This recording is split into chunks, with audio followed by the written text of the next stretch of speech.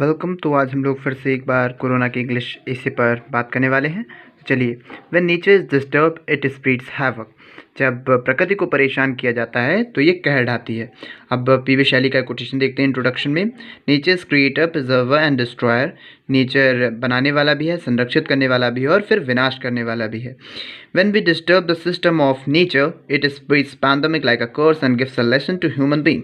जब प्रकृति को परेशान किया जाता है तो यह श्राप के रूप में कोई हमें महामारी देती है और मानव को एक लेसन देती है। ठीक है। Corona virus is one of the shape of nature singer. Corona virus भी प्रकृति के उसी प्रकार के क्रोध का परिणाम है। We are bearing the dangerous corona virus. It is one of the most fatalful virus in the history of human being. हम लोग घातक कोरोना वायरस को झेल रहे हैं और ये मानव इतिहास की कुछ प्रमुख जो वायरस हुए हैं उनमें बहुत ही ज़्यादा घातक वायरस रहा है।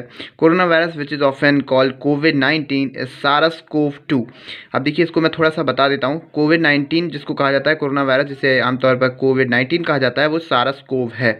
अभी सारस-CoV इसका पूरा नाम है, हम लोग ये कह सकते हैं सिवियर एक्यूट रेस्पिरेटरी सिंड्रोम कोविड-2। ठीक है, ये इसका पूरा नाम है। आपको बस सारस-CoV-2 लिख देंगे तो भी समझ में आएगा। ठीक है। Corona virus was first identified in December 2019 in Wuhan city of China.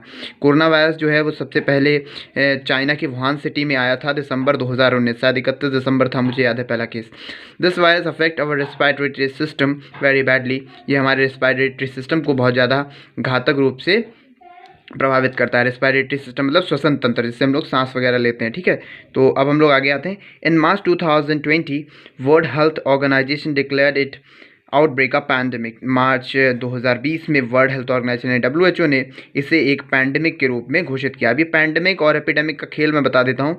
Epidemic जो होती है वो छोटे एरिया की कोई महामारी को कहते हैं, जबकि पैंडेमिक जो वैश्विक स्तर या फिर किसी बड़े देश में या देशों के समूह में फैलती है उसको हम लोग पैंडेमिक बोलते हैं। तो 2020 में इसको पैंडेमिक घोषित किया गया। ठीक है। अब आगे सिम्टम्स ऑफ कोविड-19। ठीक है। सिम्टम्स ऑफ कोविड-19 can be mild to severe. कोविड-19 के सिम्टम्स घातक भी हो सकते हैं, यानी कठोर भी हो सकते हैं और हल्के भी हो सकते हैं। Many times we see there is no symptom in covid patient but some common symptoms can be seen in patient. देखिए, हम लोग कई बार देखते हैं कि कोविड-19 के पेशेंट में कोई भी सिम्टम दिखाई नहीं देता है, परंतु आमतौर पर जो पेशेंट में दिखाई देते हैं वो कुछ सिम्टम्स यहाँ पर दिए गए हैं, यानी मैंने यहाँ पर जिक्र किया है उनका कि कफिंग, स्नीजिंग एंड माइल्ड और सिवियर फीवर। ठीक है, यानी खांसना, छींकना और हल्का या ज़्यादा बुखार। ठीक है। Tiredness, weakness and feeling of sickness. ठीक है, ये समझ गए होंगे आप। Apart from these symptoms sometime we see headache, sore in throat. ठीक है, हम लोग कई बार हेडेक यानी कि सिर दर्द और शोर इन थ्रोट माने गले में सूजन, या शोर माने सूजन, इन थ्रोट माने गले में। ठीक है। Loss of smell, discoloration of face. ठीक है, सूंघने की शक्ति का चला जाना और फेस का रंगहीन हो जाना, यानी कि इसमें पीलापन आ जाना। स्किन पार्ट्स और स्किन पार्ट में भी ये चीज़ें। ठीक है। Some time in a covid patient there is no symptoms but very external like oxygen level, blood pressure and other are affected and can be scene.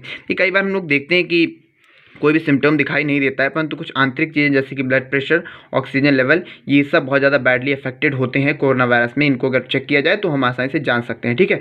अब आते हैं prevention of corona virus. Corona virus से बचाव, यानी कि कैसे इसको बचाया जा सकता है। ठीक है।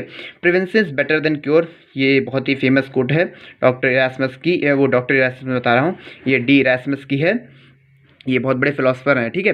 To save this world from this awful pandemic we should make out this importance of this guidelines provided by the authority के द्वारा जो भी हमको गाइडलाइन दी गई हैं उनको हमें समझना होगा। मेक आउट मतलब समझना होगा अगर हम इस बीमारी से बचना चाहते हैं। ठीक है।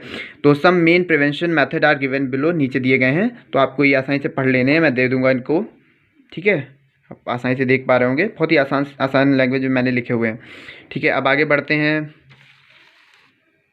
ठीक है, यहाँ पे डाउनलोड आरोग्य सेतु ऐप देख रहे हैं। हाँ बिल्कुल, don't can be the part of mob माने भीड़। ठीक है, तो बस आसान सीखते हैं। यहाँ पर आप, मैंने दो छोटी छोटी कविताओं का, एक छोटी कविता का और एक आपने सुनते ही रहे होंगे आप। Stay home and keep your self safe. ठीक है, हाथ धुलो तुम, कई बार ये सब मैंने लिख दिया, पूरा पढ़ लेंगे। ठीक है। अब आते हैं इफेक्ट ऑफ कोरोना वायरस। ठीक है, इसको थोड़ा सा वर्ड लिमिट कम थी इसलिए मैंने कम लिखा है, आप इतना समझ लेंगे शायद। अब देखिए इसमें जो मैंने कोट लिखी है ये आपको जरूर नोट डाउन कर लेनी है।